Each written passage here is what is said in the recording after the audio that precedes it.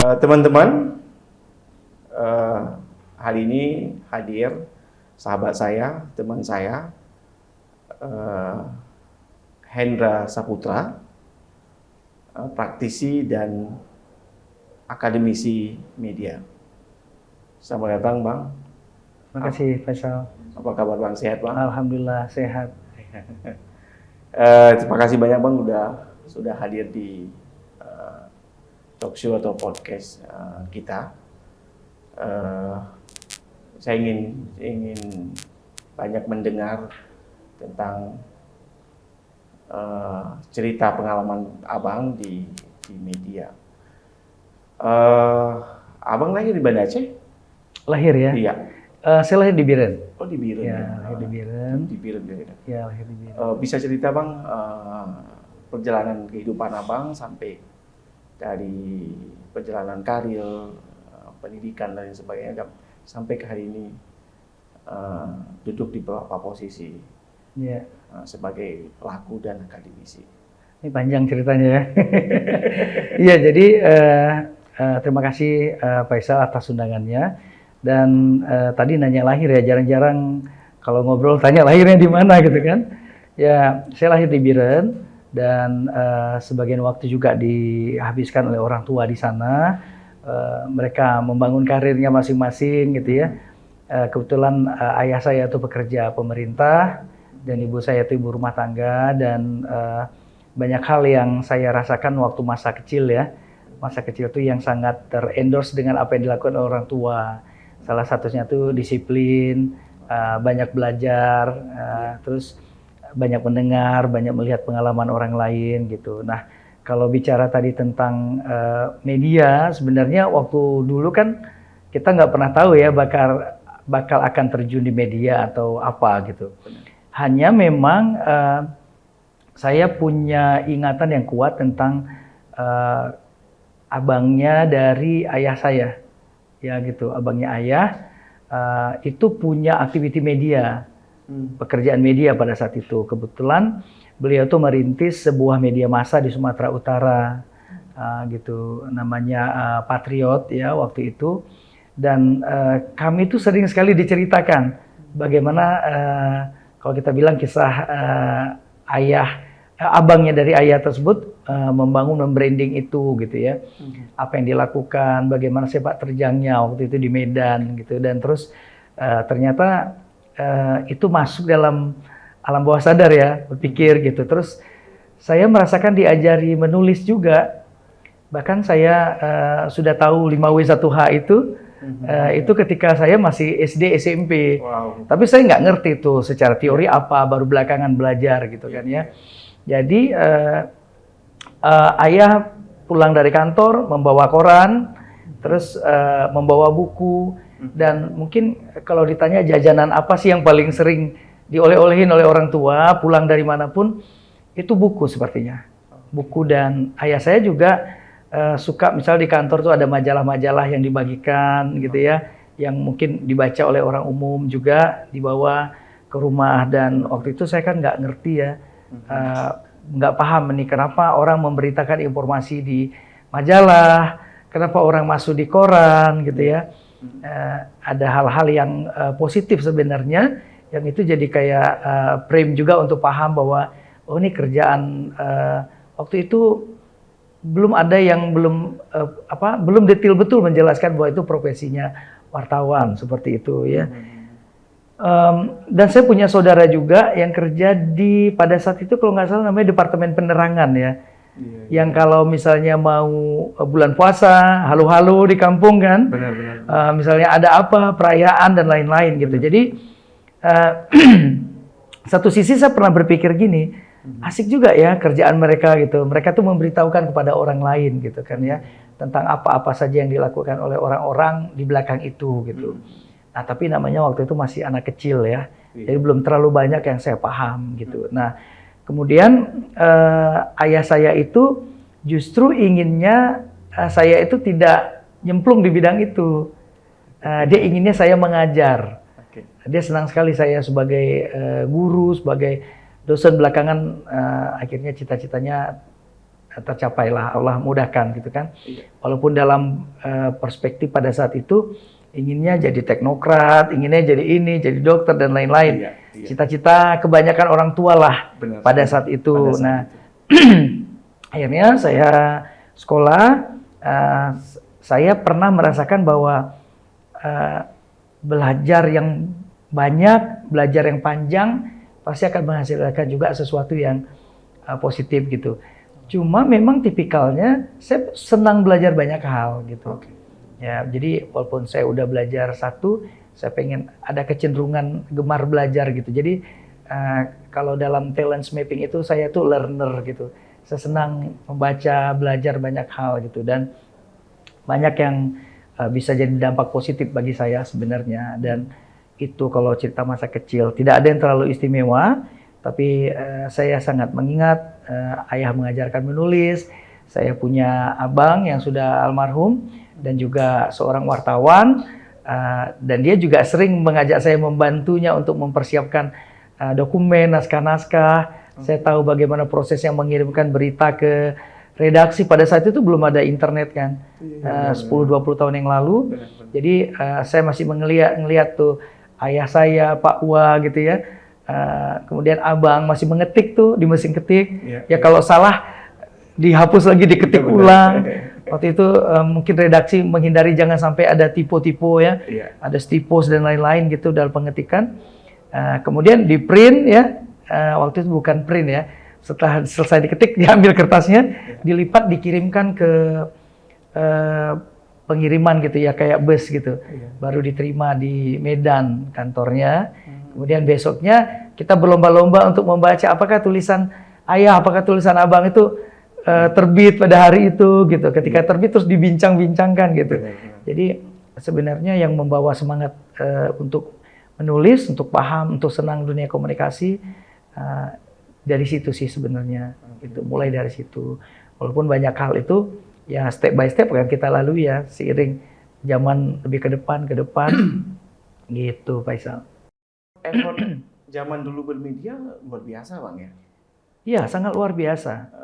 Tidak semudah hari ini lah. Iya, tidak semudah hari ini. Ya. Artinya memang Bang Hendra di lingkungan yang dekat dengan menulis, kemudian sehingga saya yakin percaya itu orang yang spesialis di bidang itu pasti punya perjalanan panjang gitu. Pasti punya effort lah, pasti punya dukungan keluarga begitu. Terus setelah masa kecil kemudian abang kuliah, ini mulai terlihat terang gitu ya. Terang, iya. Ya. Bagaimana ceritanya itu, Bang? Jadi saya menyadari senang pada dunia media dan menulis itu tuh sebenarnya kelas 3 SMP. Kelas SMP. Jadi almarhum ayah saya seorang pegawai negeri, anaknya banyak. Tentu untuk kita mendapatkan sesuatu tuh nggak gampang. Misalnya pengen beli buku baru, pengen beli ban sepeda baru, event gitu kan. Nah waktu itu ayah bilang, sebenarnya ada loh beberapa pekerjaan yang kalian nggak perlu capek, tapi kalian bisa juga menikmatinya dengan halal uangnya gitu. Artinya kalau misal kita menunggu uang jajan dari orang tua, seringnya kan memang ya tidak yang kita bayangkan ya. Misalnya uang jajan SD berapalah gitu kan ya. Nah, terus tapi kembangkan kemampuannya apa gitu. Nah, saya punya abang saya tuh hobi sekali olahraga. Jadi waktu itu dia senang mencoba ini, naik sepeda keliling Indonesia segala macam. Nah, tapi ayah bilang kayaknya saya nggak seperti tipe itu. Saya nggak kuat nih fisik atau yang kayak gitu. Mungkin kalau mau pun nanti di perjalanan payah dijemput kan. Gitu. Jadi saya ngerasa apa ya gitu ya. Tapi setiap kali saya di sekolah, guru-guru sering kali mengutus saya ya untuk ikut berlomba kayak gitu. Saya nggak tahu apakah itu dipilih berdasarkan memang pada saat itu dia melihat ada potensi atau mungkin nggak ada anak lain gitu kan, itu belum terlihat jelas. Nah tapi saya ingat kelas 1 SMP saya diminta untuk mewakili sekolah untuk nulis lomba menciptakan puisi, gitu. Nah, kami punya tetangga pada saat itu yang menurut saya tuh, saya mengidolakan sekali keluarga itu. Ya, keluarga yang sederhana, tapi anak-anaknya diajarkan berbisnis. Setiap pagi ada anak perempuannya yang bersepeda mengantarkan kue, gitu kan ya. Terus guru saya pada saat itu bilang, ambillah tema-tema puisi yang sangat dekat dengan kehidupan kalian. Nah, saya langsung ingat kepada anak gadis kecil itu. Jadi puisi pertama saya judulnya Cerita Gadis Kecil. Jadi itu menang juara 3 nasional lomba cipta dan baca puisi ulang tahun PT PIM Pupuk Iskandar Muda pada saat itu. Tapi eventnya nasional. Nah, terus pada saat itu saya kirimlah gitu. Terus sajak saya itu dikurasi oleh kakak saya. Kakak saya yang perempuan, dia sekolah di ilmu kimia, tapi senangnya menulis. Kami rata-rata begitu sepertinya gitu. Nah, menulis terus dia bilang, coba misalnya kakak lihat dulu gitu, ini udah benar belum gitu kan. Biasanya kan kita biasanya prosanya A, B, gitu kan ya, yang kita pahami. Tapi ternyata pada saat itu menurut kakak saya sudah menulis tuh agak lumayan bagus gitu. Temanya sudah seperti orang mulai bilang ini bagus, tapi saya nggak paham kalau itu tuh bagus atau tidak. Imajinasi kita sudah mulai tumbuh gitu. Jadi puisinya itu tentang cerita gadis kecil, tentang bagaimana aktivitas dia pagi, tentang suara burung, tentang perjalanan dia bersepeda dan lain-lain gitu. Nah sudah selesai itu, tiba-tiba sebulan atau 2 bulan kemudian diumumkan menang gitu. Nah pada saat itu ketika menang harus diantarkan oleh salah seorang orang tua, ayah atau ibu. Nah, waktu itu saya diantarkan oleh ibu saya, almarhumah ibu saya, dan di situ saya merasakan bahwa orang tua pada saat itu mulai menyiapkan panggung besar untuk anak-anak yang mau maju. Kayak itu sampai sekarang saya pun ketika sudah menjadi orang tua jadi teringat. Nah itu, jadi panggung itu adalah kehadiran mereka. Betul. Dalam semua aktivitas anak dan dukungan. Nah jadi di situ saya melihat bahwa kayaknya ini nih kayaknya saya kembali kepada apa yang ayah saya bilang. Ini kayaknya bisa jadi sebuah hobi, kesenangan dan menghasilkan rezeki yang halal juga. Nah dari situ saya melihat kayaknya potensi ini perlu digali. Nah terus waktu itu ibu juga almarhumah ibu saya mensupport saya untuk lomba ini, lomba itu dan lain-lain. Even bahkan kalau saya nggak dikirim sekolah pun, kalau ada perlombaan itu menerima peserta umum, pasti saya akan hadir membersamai teman saya saling bersaing gitu. Tapi ya sih ketika menang besoknya baru teman nggak dikirim, saya yang dikirim lagi gitu ya. Pada saat itu dan saya melihat sebenarnya dunia media pada saat itu belum seterbuka sekarang, belum seluas sekarang gitu. Kalau sekarang kan semua orang bisa menjadi presenter, semua orang bisa menjadi pemilik media dalam tanda kutip, mesti platformnya kayak di YouTube atau apa gitu. Nah waktu itu belum gitu, sehingga kalau kita mau mengirimkan karya kita ya kayak saya bilang di awal tadi, effortnya luar biasa. Kita mengetik, ya, terus ketikannya dikurasi lagi, dibaca, diketik ulang, dikirimkan lewat pos pada saat itu ya, belum ada kompetitor yang lain. Nah itu tuh kita nggak bisa tahu kan tulisan kita udah terima atau belum. Nah di kelas 3 SMP, saya pertama kali mengirimkan puisi saya ke Serambi Indonesia. Kelas 3 SMP. Judulnya Awan yang Tidak Setia. Nah, waktu itu saya lupa nama ininya ya. Nama, kalau nggak salah itu kan ada redakturnya gitu ya. Sampai pernah ditemukan sama abang saya. Ini loh adik saya yang, mereka temanan gitu. Tapi yang sering ngirim puisi. Tapi anak-anak mengirimkan saja seperti orangnya sudah dewasa kesannya gitu. Padahal tuh nggak akan berkisah tentang relasi percintaan dan lain-lain, tidak. Awan yang tidak setia itu hanya berkisah tentang kami pernah tinggal di Takengon waktu itu, tapi selalu musim hujan. Nah, yang saya maksudkan awan yang tidak setia itu adalah kalau awannya nggak bergeser, mungkin hujannya nggak akan turun gitu. Sebenarnya lebih ke efek kita nggak punya jam main lagi gitu kan ya. Hal-hal yang seperti itu. Saya menulis puisi juga tentang bagaimana ayah agak memaksa tidur siang, Oke, gitu iya, kan ya. iya, Itu benar. jadi puisi juga, Betul. jadi tulisan juga. Nah terus lama-kelamaan ayah saya melihat nih kayaknya punya bakat. Terus tapi saya tidak masuk justru ke misalnya kayak jurusan bahasa Indonesia, tidak gitu. Karena waktu itu saya pikir untuk berkarya bisa dari bidang apapun. Karya itu kan tidak akan pernah terhenti. Effort kan itu kan, Iya, ada iya, effort iya, yang iya. dibuat. Nah ketika itu saya merasa bahwa apa yang kita lakukan sebenarnya kalau serius, ya kalau benar-benar terus akan kita lakukan, itu akan sebuah rintisan loh sebenarnya. Oke. Kalau orang mau nyebutnya sebagai mahakarya, itu kan kalau sudah ada masterpiece-nya. Masterpiece-nya. Kalau sebelumnya kan itu kan rintisan Iya. apa yang dilakukan seperti Iya, itu. setuju. Nah, gitu. Ada effort-effort seperti itu. Nah, lalu terpikir saya pengen menjejakkan kaki di Jakarta. Pada saat itu kepikiran gimana ya caranya supaya bisa ke Jakarta gitu. Iya. Waktu itu Jakarta tuh kan kesannya kayak wah hebat ya Oh, untuk iya. anak kelas 3 SMP. Benar. SMP ya. Iya, benar. Kelas 2 ya kalau saya nggak salah. Terus ketika ayah pulang, ayah bercerita juga ketika dia pulang dinas, oh di Jakarta tuh begini, Jakarta tuh begini gitu. Tapi lebih kepada hal-hal yang terkait dengan buku-buku gitu. Akses, Bang. Aksesnya gitu gampang. Kalau kita ke perpustakaan, pustakaannya lengkap gitu. Nah terus saya pikir Jakarta oke. Tapi belum terpikirkan pada saat itu seperti apa. Terus ayah bilang kenapa tidak di-challenge saja dirinya untuk mengirim karya-karya misalnya ke media Jakarta. Terus saya kirimlah ke majalah Bobo, ke Ananda pada saat itu. Kisah-kisah gitu. Pernah saya minta kamera ayah saya, kita nyebutnya tustel ya pada saat itu ya, Tustel, untuk ya. motokan aktiviti teman saya, terus dikirimkan ke majalah Bobo dan Ananda, dan itu sempat diterima. Nah waktu itu sempat dipublikasikan di situ. Terus saya pikir wah ternyata ruang media itu sangat luas. Dan ayah waktu itu bilang ini mungkin 10 tahun lagi akan lebih dahsyat dari sini.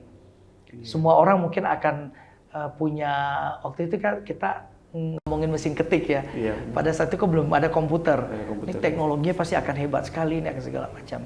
Nah, biasanya itu effortnya. Kalau mau beli sepeda, akhirnya bisa dapat sepeda dengan uang sendiri, bisa beli sepatu dengan uang sendiri, itu kelas 3 SMP. Bisa beli buku, dan saya paling senang membaca buku. Dan waktu itu memang harus ke toko buku kan ya. Nah kalau mau buku yang bagus, pasti saya harus simpan uang, titipkan ke ayah. Ketika ayah ke Medan atau ke Jakarta, dia akan beli buku itu. Gitu. Jadi kayak sekarang nggak segampang kita pesan online dan lain-lain. Iya, benar sih. Jadi effort untuk belajar sebenarnya sangat luas. Dan kalau misalnya pekerjaan media pada saat itu, saya melihat kayak abang saya, kalau meliput itu pagi malam dia punya rencana liputan.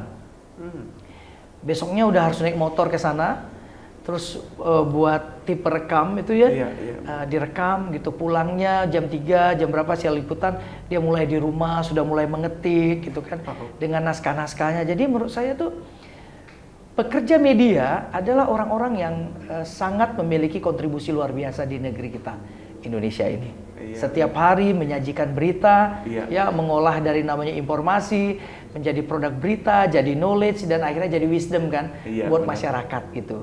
Dan pasti ada effort yang luar biasa. Mungkin ninggalkan istri, anak dan lain-lain gitu ya. Rata-rata pekerja media dulu begitu, Bang. Begitu. Banyak jam yang di luar. Banyak jamnya di luar. Ketimbang bersama keluarga ya. Sekarang kan jurnalis agak lebih dimudahkan ya. Kalau misalnya medannya tidak tertempuh bisa by phone. Sangat ya. Walaupun dulu effortnya mungkin kalau langsung ya itu akan punya kayak ada warna tersendiri lah. Benar. Dan satu lagi, mereka sangat kuat belajar. Saya melihat ya sangat kuat belajar. Kalau misalnya tidak tahu satu hal itu, mereka gali dulu baru mereka tuliskan, bicarakan dan lain-lain seperti itu. Dan itulah kisah-kisahnya yang menurut saya yang berada di lingkungan saya, sehingga jadi mencintai dunia media sampai sekarang. Benar. Oke, Pak, ini kita loncat, Bang ya. Oke. Loncat sebentar bagaimana effort anak-anak sekarang. Abang punya pengalaman sebagai pendidik ya. Iya. Sebagai pendidik, kemudian bagaimana Bang melihat effort yang ini kan kita beda generasi, Bang. Betul.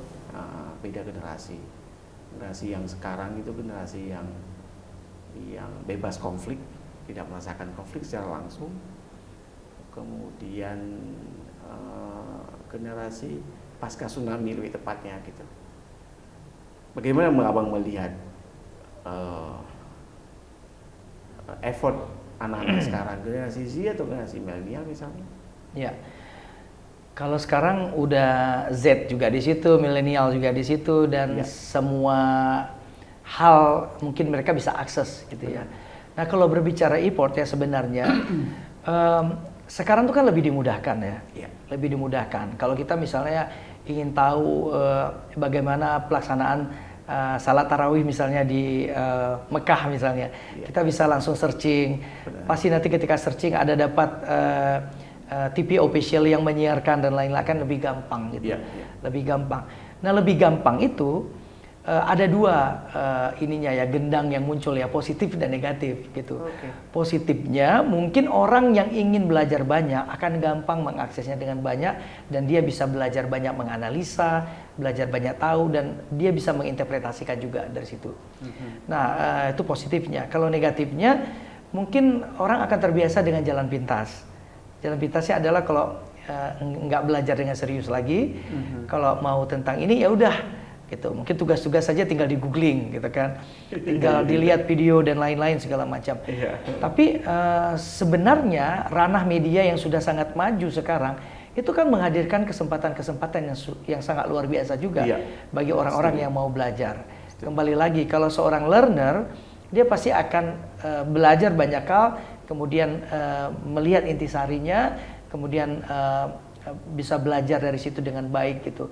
Contohnya sekarang ya, orang mau sekolah misalnya katakanlah bidang musik misalnya, ya dalam kondisi seperti yang kita hadapi kemarin, ada pandemi, ya begitu banyak tutorial yang hadir di YouTube gitu, mungkin dia akan bisa lihat itu, kemudian dia bisa belajar gitu ya.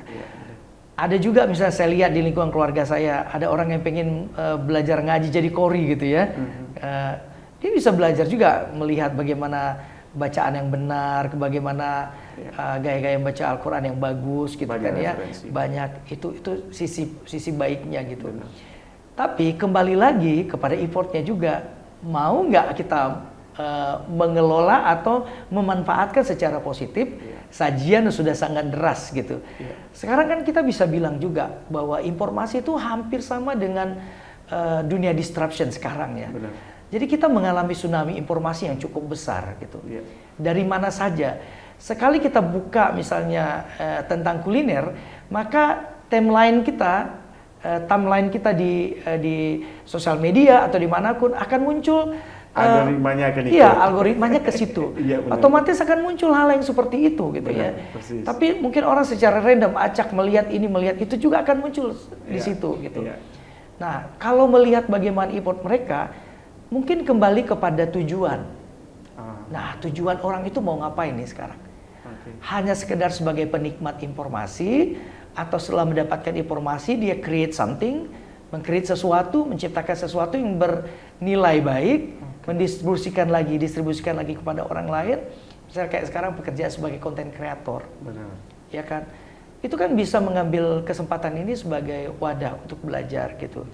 Nah, ada juga yang mungkin nggak merasa bahwa penting, tapi dia nggak merasa itu tuh penting gitu.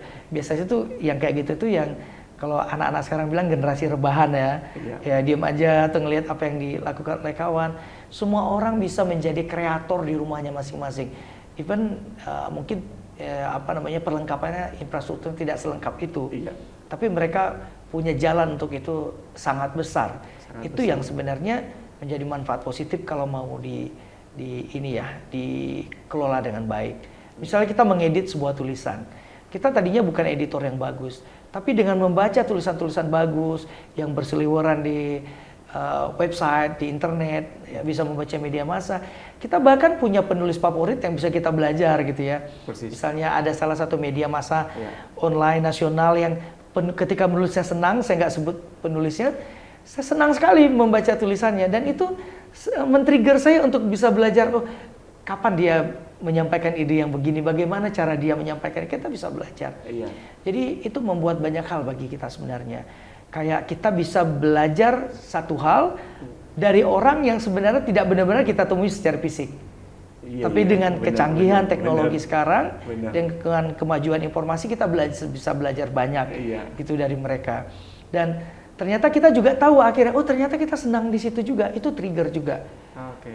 Banyak kan sekarang selama pandemi, banyak juga akademisi punya channel YouTube, ya kayak saya salah satunya. Iya. Ada yang juga yang punya channel memasak, Benar. ada juga punya channel bagaimana cara parenting, ada juga yang bagaimana cara banyak hal gitu. Iya. Dan kita bisa mengkonsumsinya setiap hari, tapi tentu dengan harus melihat yang mana yang harus cocok dengan tidak, dan itu Iya. punya peluang yang cukup besar kalau effort dan maunya ada gitu. Iya, iya, benar-benar.